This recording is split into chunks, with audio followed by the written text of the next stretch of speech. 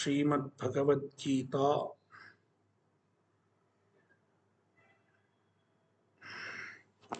Adhyaya 7, Shloka 18.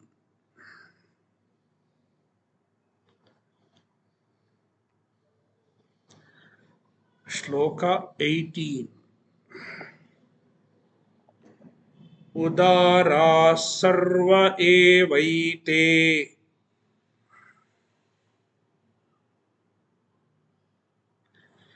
jnani tvatmaiva me matam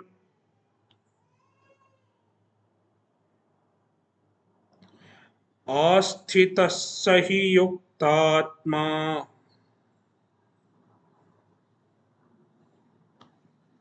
मामेवानुत्तमां गतिम्.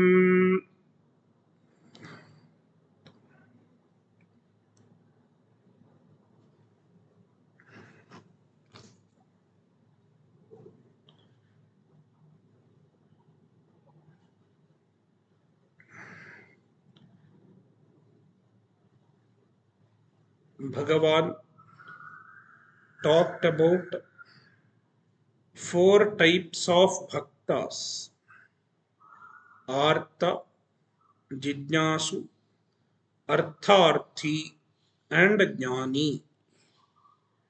And among them, Jnani Bhakta is the greatest.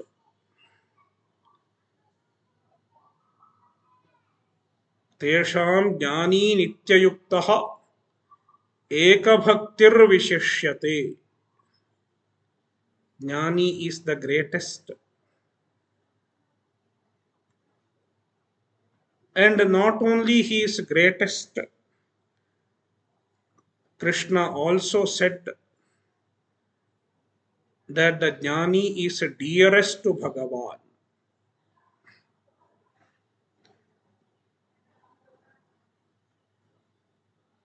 And Bhagavan is dearest to Jnani also.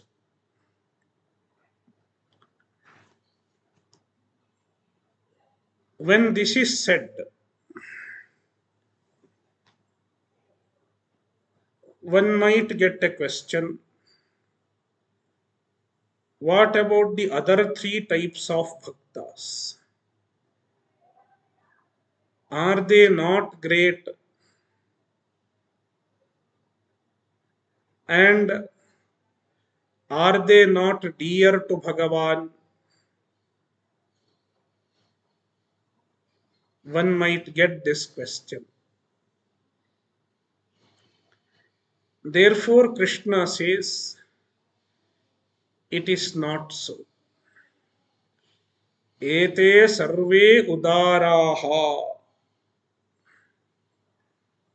Ete sarve. All these people, all the 4 types of bhaktas, they are udaraha. They are great.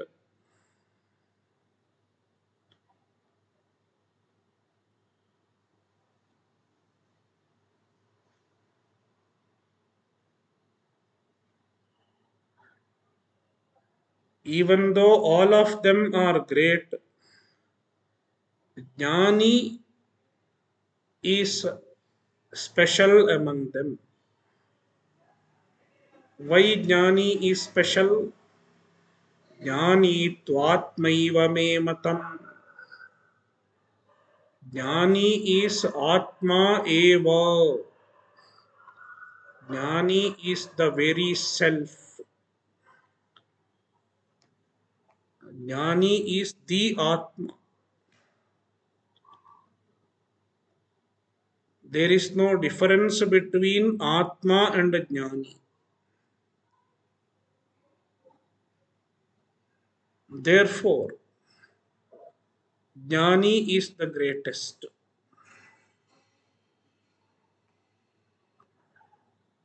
Then what about the other people? Are they not Atma? Everybody is Atma. Even though everybody is Atma, we are not aware of it.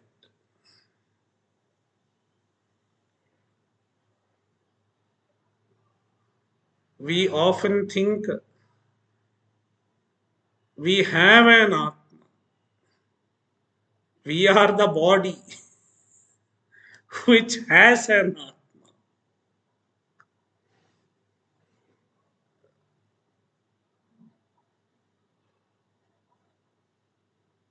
But a jnani is fully aware of the truth. He knows that he is not the body. He is the Atma, which is nothing other than Paramatma. Therefore, as far as a jnani is concerned, the difference between him and Paramatma caused by ignorance is destroyed.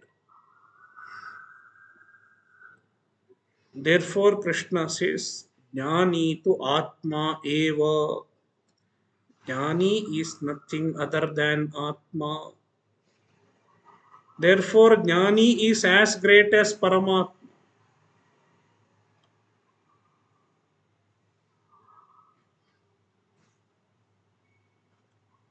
If a Jnani is Atma, Jnani is nothing but Paramatma. That is why Jnani is great. There is no difference between Jnani and Paramatma. This is the reason why Jnani is greatest.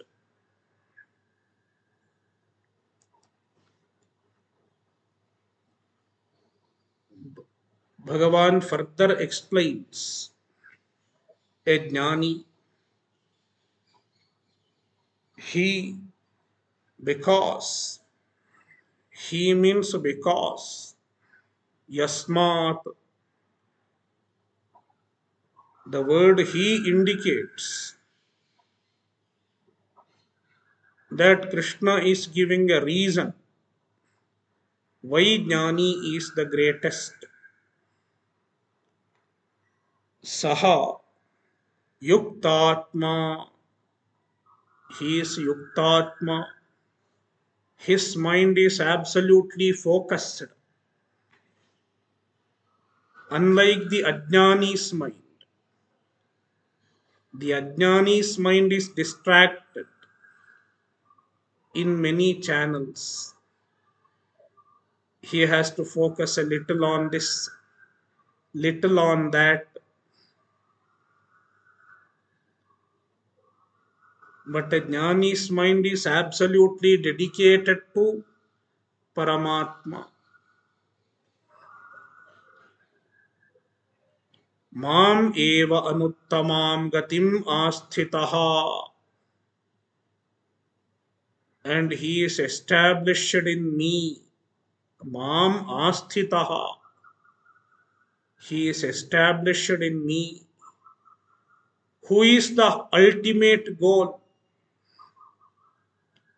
Paramatma is the ultimate goal. Anuttamam gatim. Anuttama. Uttama means greatest.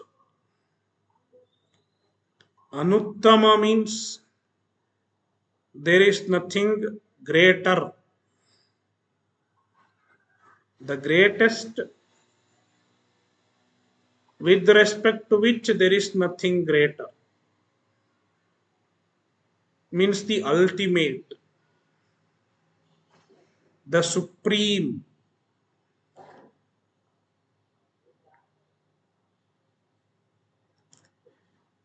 Supreme gati. Gati means goal.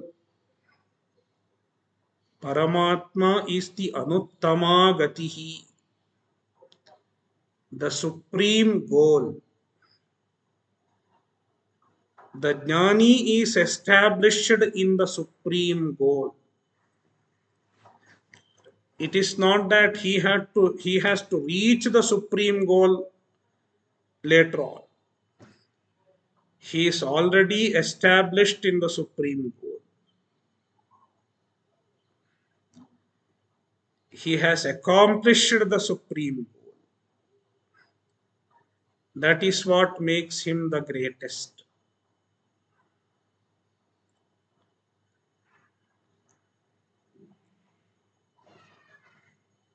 Shloka 19.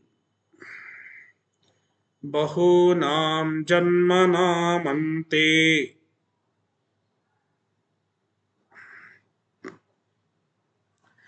jnanavan mam prapadyate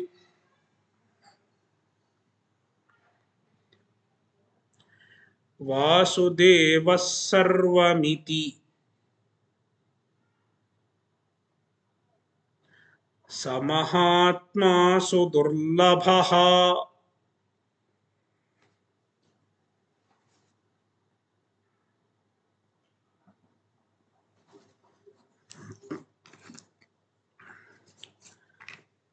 Bhagavan glorifies a jnani. It is not easy to find a jnani.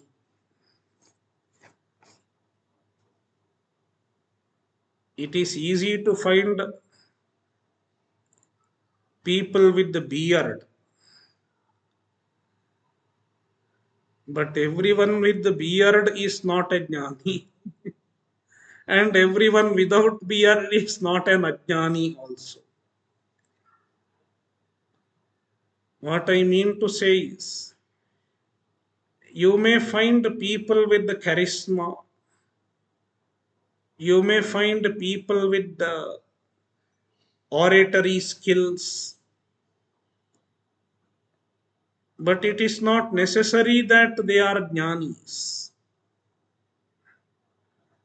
They may post themselves as jnanis, but not necessary that they are jnanis.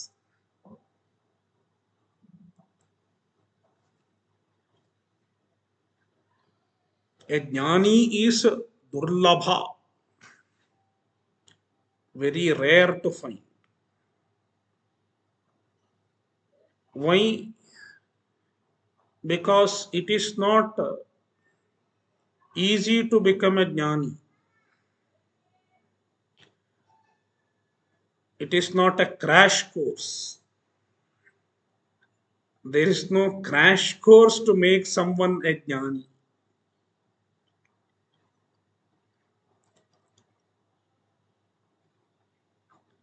It takes effort. Effort for many, many janmas. Bahunam janmanamante. At the end of many janmas.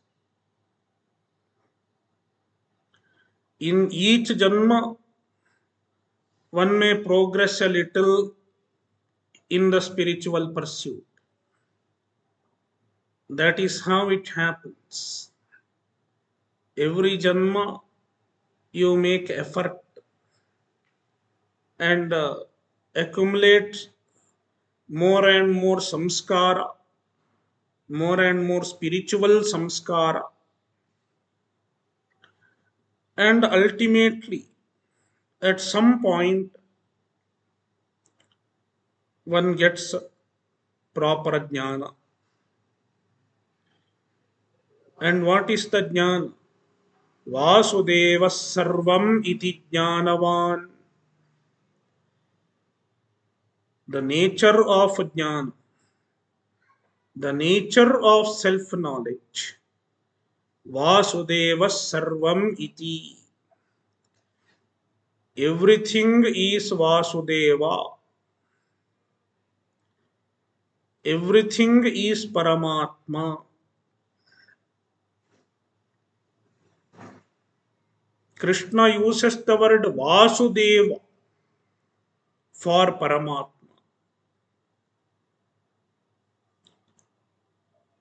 The word Vasudeva is very meaningful.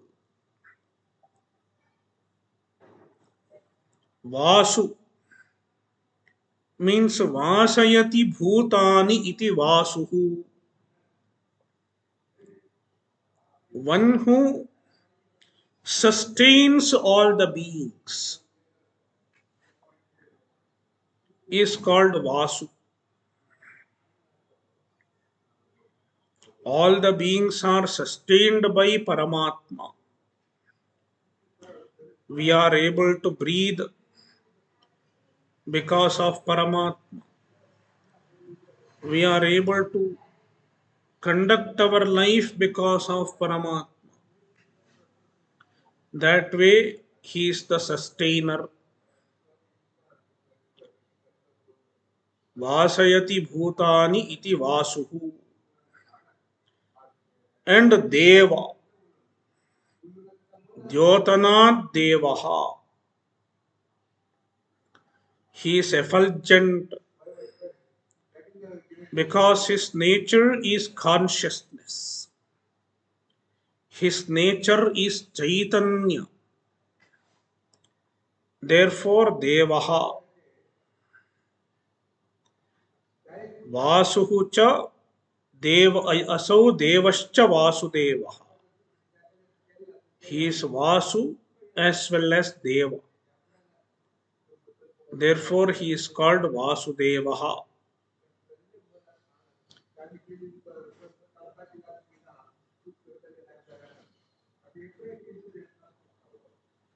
Paramatma is called Vasudevaha. Sarvam Vasudevaha. Everything is Vasudeva. Vasudeva is the all-pervasive reality. Iti jnanavan. This is his understanding. This is his knowledge. He is called a jnani. Mam prapadyate. He attains me. Jnani attains Paramatma.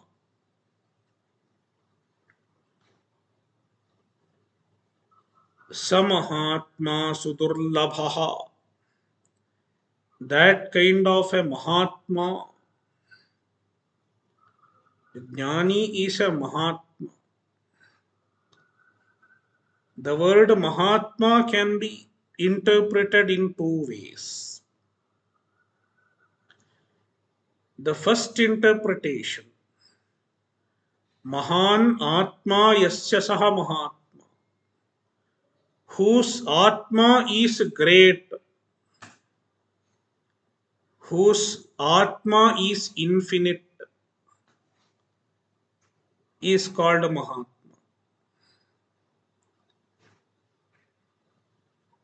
Atma is great, Atma is infinite. It is true with everyone. But unfortunately, we think our self is limited. We are limited beings.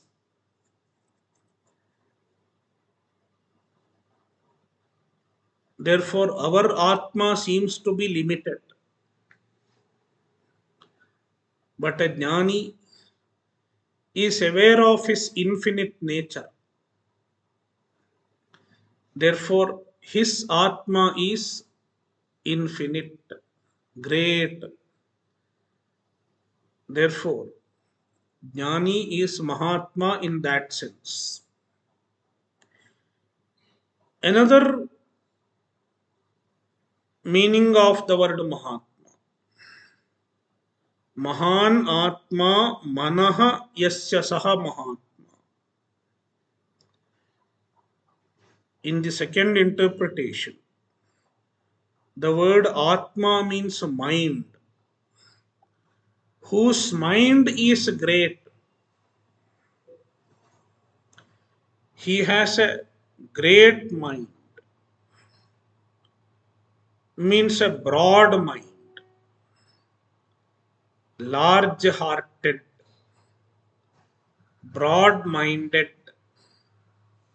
magnanimous.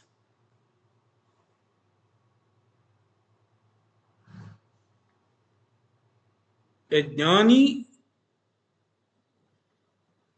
is magnanimous. A jnani can never be narrow minded. Why he cannot be narrow minded? Because he knows that everyone is the Atma, everyone is the self.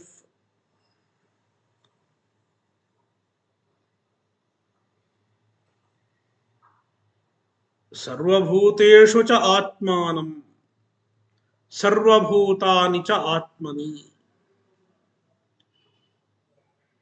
He sees the same Atma, same self in every being. Therefore, he cannot think of anybody as the other.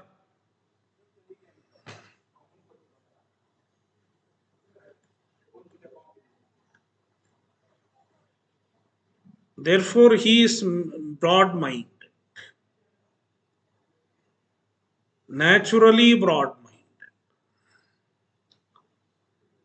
That is why Krishna describes a jnani everywhere. When he describes a jnani, you will find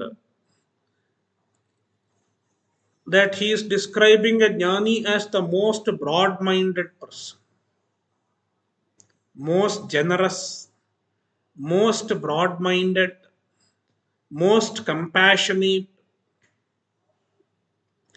Sarvabhuta hiterataha.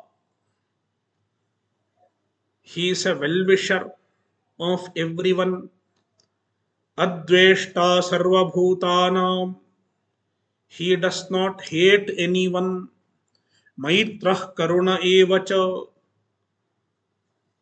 Karunaha. He is very compassionate and a well wisher. Maitraha.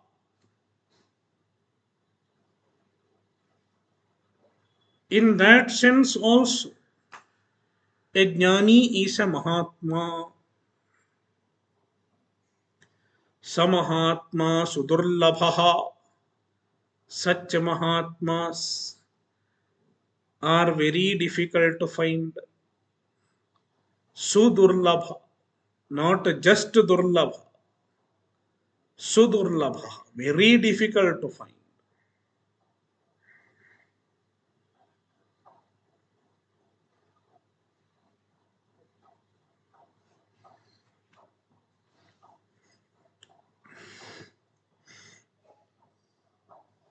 Now, Bhagavan is further explaining why people do not even choose to get jnana.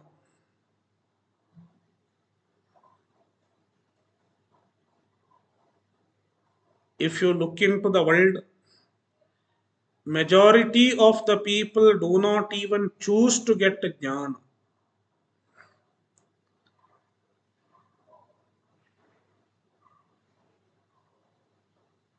Even if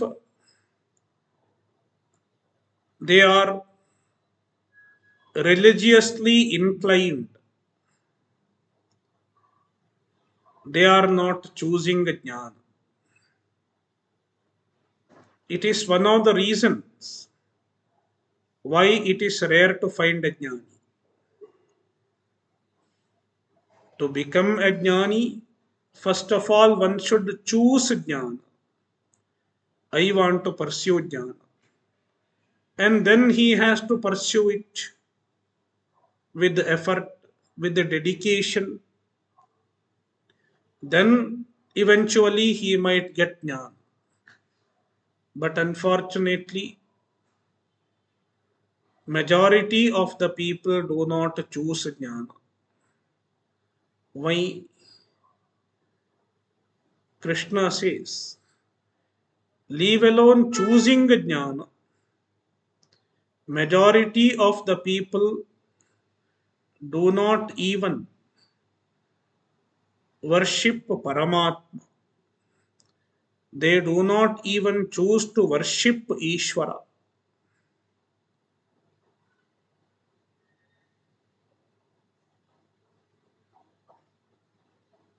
Even if they are religiously inclined. Instead of choosing to worship Ishvara, they choose to worship other devatas. In our Shastra,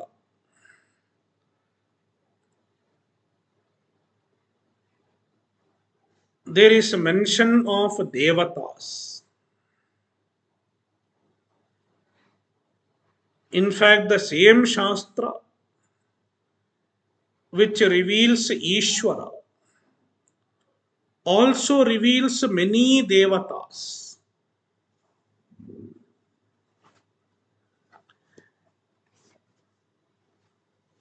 We should understand the concept of devatas. What are these devatas? Are they false gods? They are not false gods because the Shastra itself is talking about them. And the Shastra also gives the method to worship the devatas, various devatas like Indra, Agni, Varuna, and so on and so on. These devatas are different from Ishvara because even the devatas are jivas. They are not Ishvara, they are jiva. At some point of time, even the devatas were human beings like us. And because of some special sadhana, they attained some special position in the scheme of Srishti. They became the presidents of certain natural forces. Like when you talk about Indra, Indra is presiding over certain natural forces like rain. Likewise, Agni.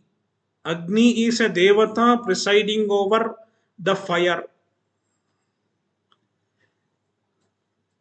So there are many such devatas. And all these devatas, unlike Ishvara, these devatas have limited power.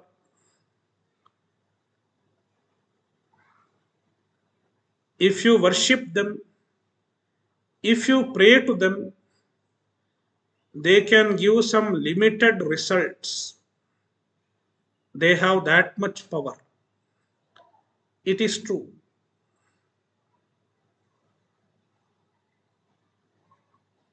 Because the Shastra reveals the power of the devatas.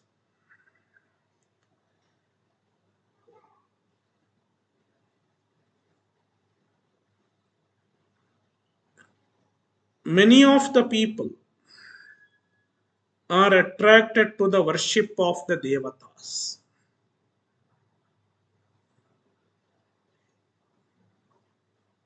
because they feel that they can connect with the devatas in a better way, in an easier way, and the devatas may give even quicker result,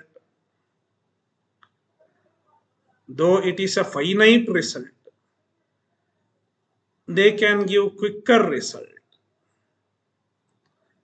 Therefore, many people worship the devatas.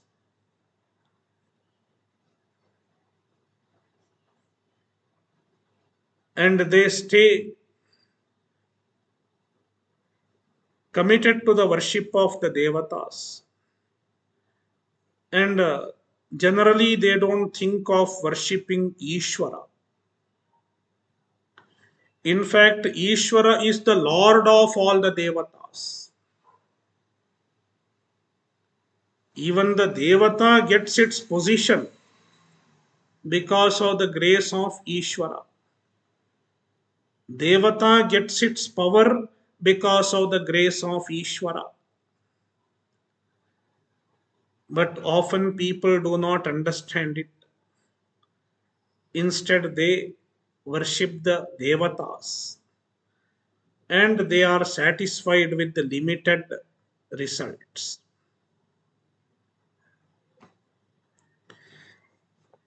We will look into the shloka. Shloka 20.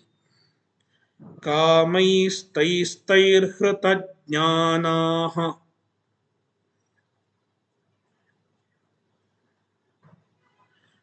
प्रपद्यन्तेऽन्यदेवताः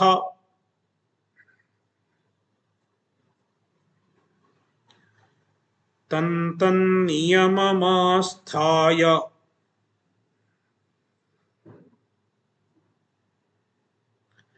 प्रकृत्या नियता स्वया.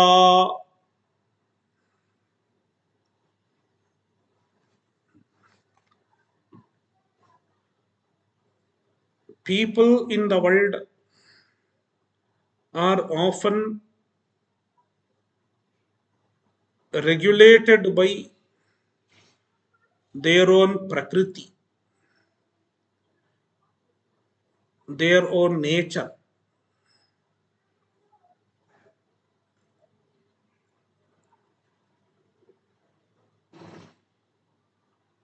Everybody has his own or her own prakriti. The way we think, all our impulses,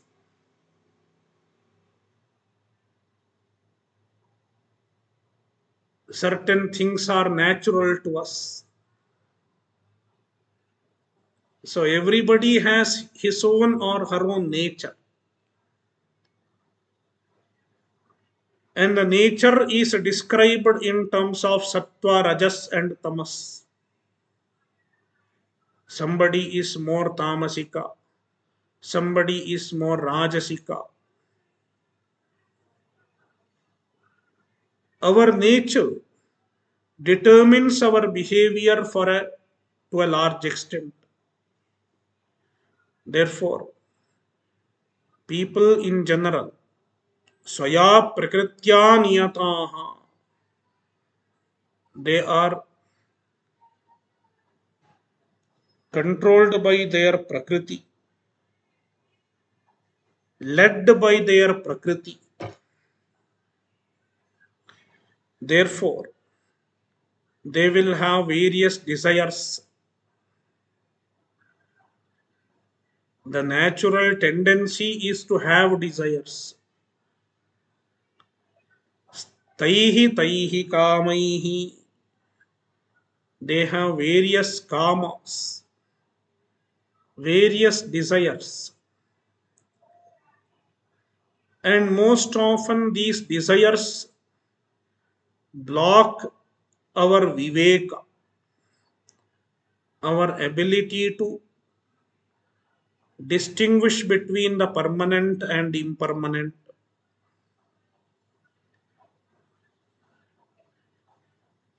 Is blocked by the impulses. Therefore, Krishna says, Hritajnanaha. Taihi taihi kamaihi hritajnana. Because of various desires, their jnana means viveka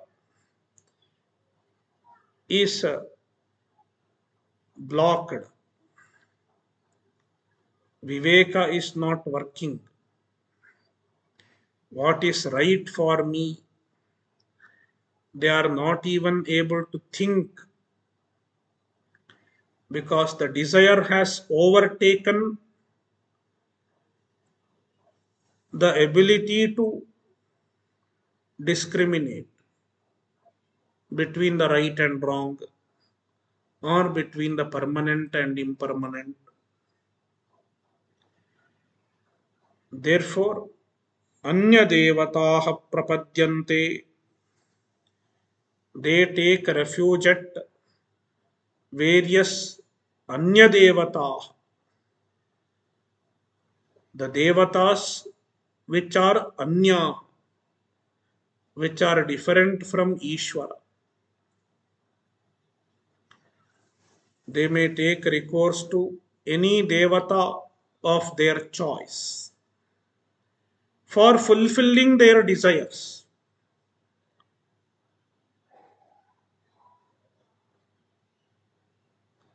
I want to get money, let me hold on to some devata. I want to get some supernatural power, let me worship some devata. I want to get a long life, let me worship some other devata. That way, their mind is attracted towards various devatas.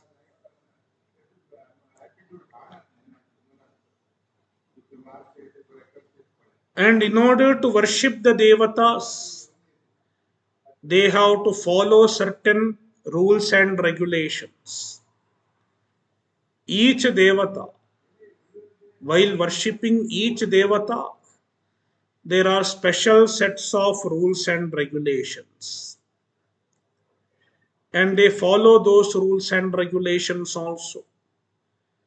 Tam tam niyamamasthaya, following the respective niyamas, respective rules, they worship the devatas.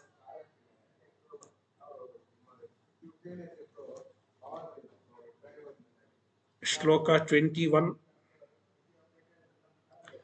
यो यो यां यां तनुं भक्तः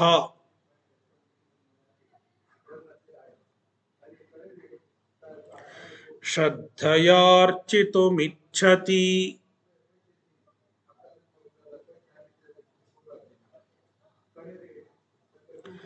तस्य तस्याचलां श्रद्धां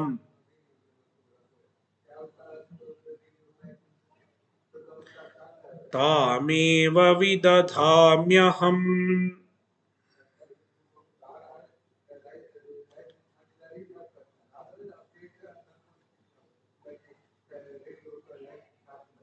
Now,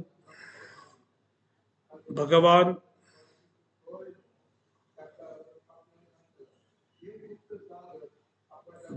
reveals that he is not against the worship of any devata. Unlike in some religions, where you should not worship any other god, worshipping any other god is blasphemy. It is not so. This other, every devata is revealed by the Shastra. And in every devata there is Paramatma also. Paramatma is all pervasive. Therefore, he is there in every devata.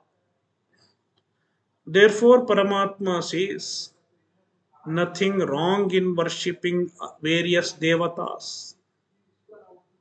You can choose to worship any devata you like. No objection. And not only there is no objection, I bless those devotees also.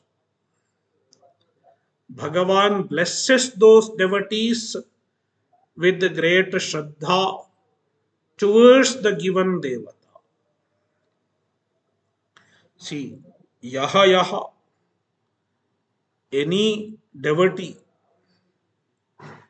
yam yam tanum bhaktaha, yaha yaha bhaktaha, any particular devotee, any particular bhakta, Yam yam tanum, whichever form of devata, Shraddhaya architum ichhati, wants to worship with the Shraddha, tasya tasya, to that respective bhakta,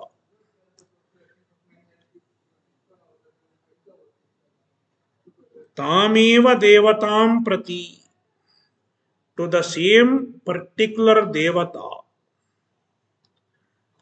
aham achalam shraddham vidadhami, I grant achala shraddha, very firm faith, shraddha, strong faith towards that particular devata. Bhagavan himself gives. Therefore, he blesses the bhakta. Even if the bhakta worships any form of devata, Bhagavan blesses him or her with the utmost faith and devotion.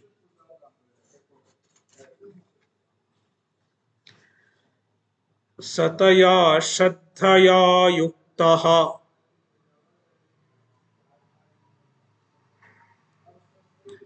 Tasyaradhanamihate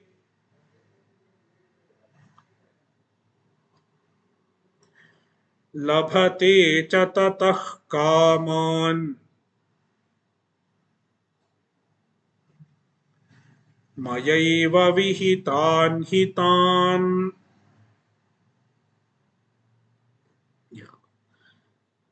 When Bhagavan blesses the bhakta with the Shraddha, see, from this we have to understand that even to get Shraddha and even to get Bhakti, we need Ishvara's grace. Without grace, it is not possible to have Shraddha and Bhakti.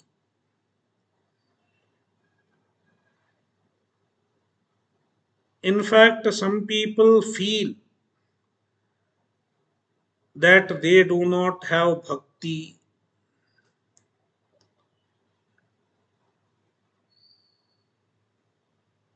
When we feel we do not have Bhakti, what should we do? What can we do?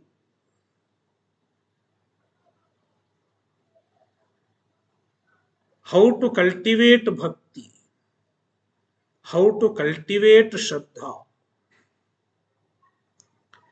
The best way to cultivate Bhakti and Shraddha is to pray to Bhagavan himself. Give me Bhakti. In fact, in many stotras, you will find there is a prayer for Bhakti. Give me Bhakti. Tvayi Bhakti Machanchalam.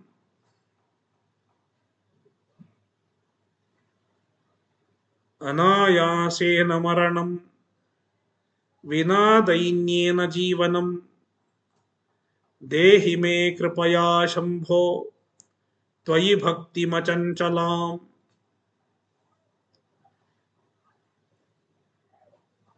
There are such prayers. Prayer for Bhakti. Give me Bhakti. It is a best form of prayer. त्वत्पादाम्भोरुहयुगगता निश्चला bhaktirastu. There is a stotra called Mukundamala. Kulashekara Alvar. He prays to Bhagavan.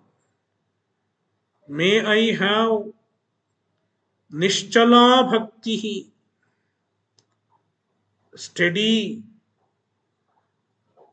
unswerving devotion to your lotus feet.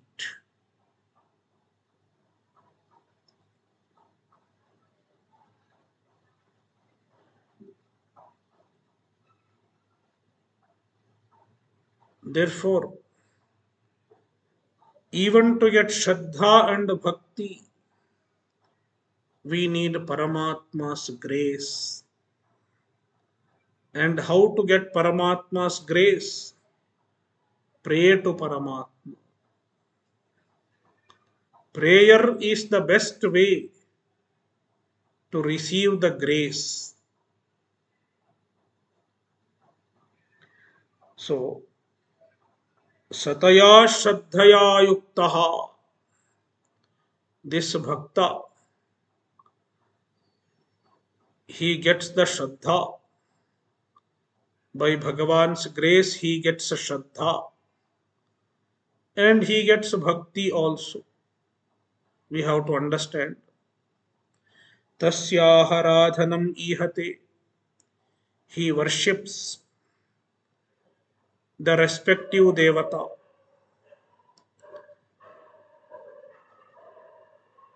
And here we should remember that his motive behind worshipping the devata is to get some limited material benefit.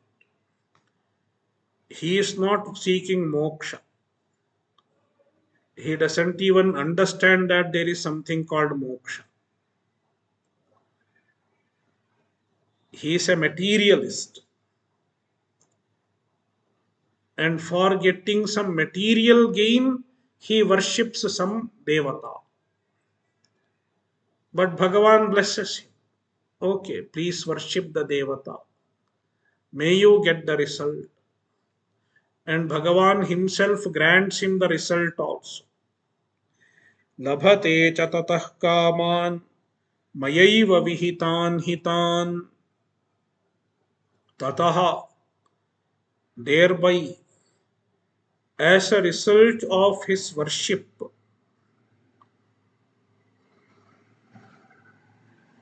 tan kaman labhate, he receives the kama, he receives the result that he has desired for, that he sought for. And who gives the result? Not the devata, because the devata does not have that much power to really grant the result.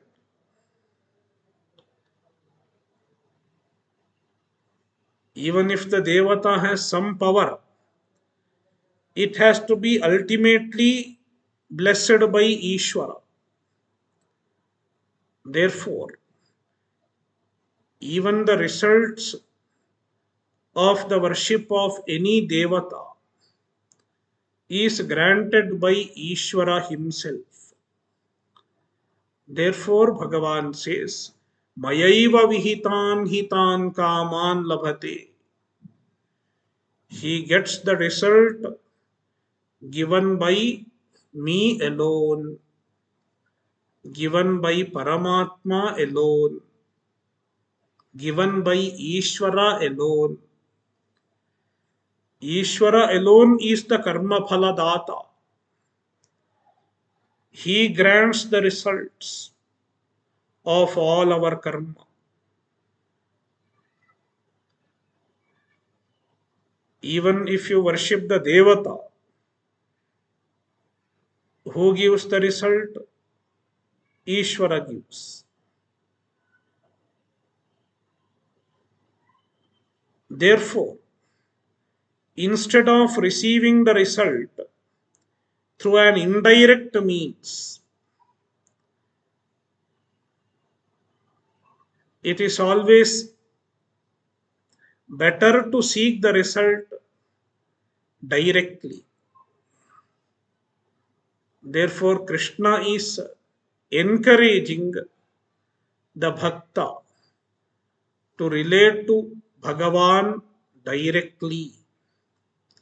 instead of holding on to the various devatas like Indra, etc. Indra, Agni, instead of holding on to these devatas, why not relate to Ishvara directly? This is the idea. Shloka 23. Antavattu phalam tesham tadbhavatyalpamedhasam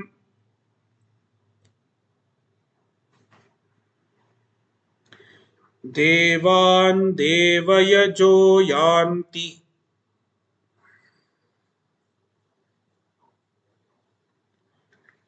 madbhakta yanti mamapi.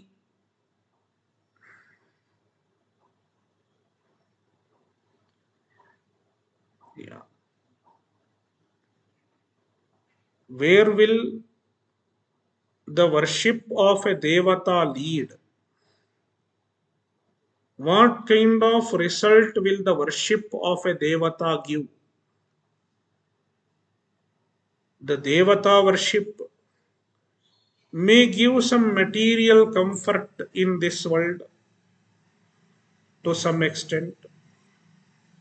One may get some wealth, one may get some better health, and some people may get some special power also. It is all possible.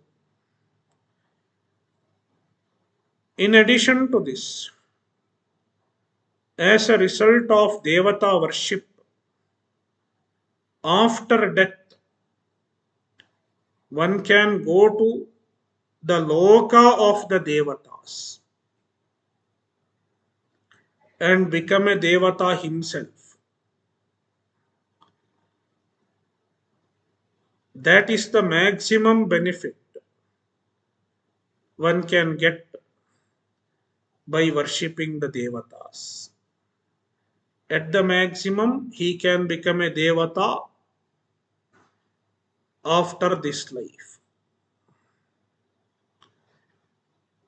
But even if he becomes a devata, it is also limited. Even the position of devatas is not ultimate. Even there, you may have problems.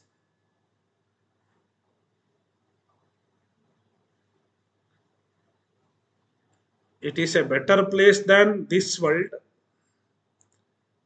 but still there are problems in the position of devata also, because it is also limited, and where there is limitation there are problems. Therefore, the devata worship can only lead to finite result. It can never give the infinite result. What is the infinite result? It is moksha. What can lead to moksha? It is the worship of Paramatma.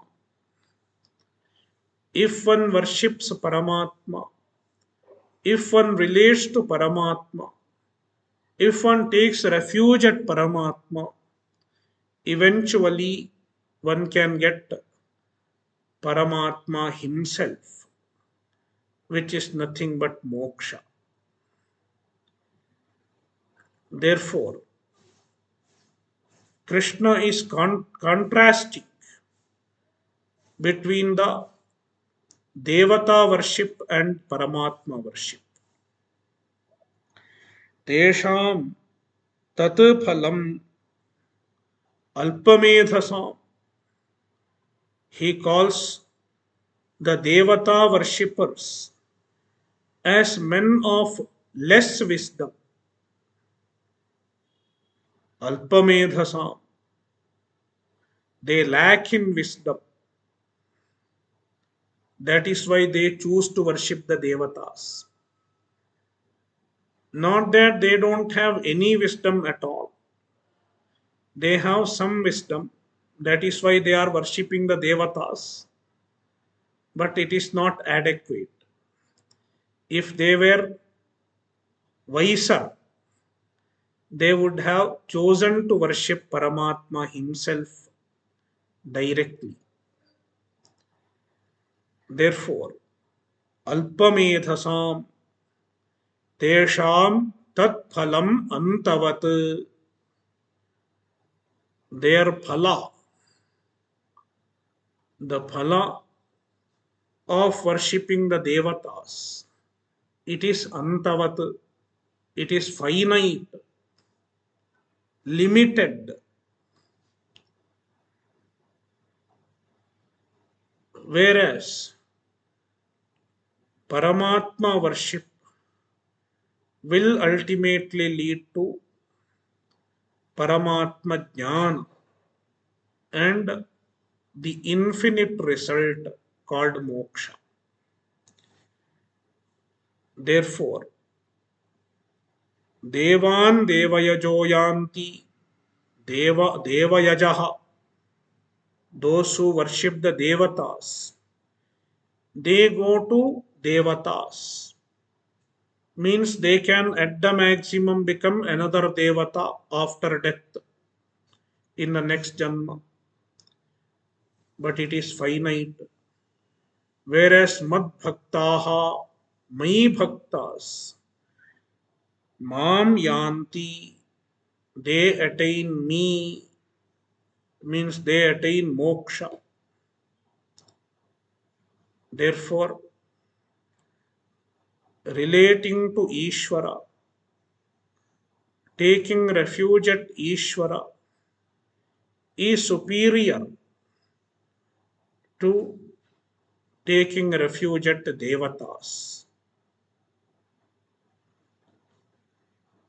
Om Purnamadah Purnamidam Purnat Purnamudachyate Purnasya Purnamadaya Purnameva Vashishyate. Om Shanti Shanti Shanti.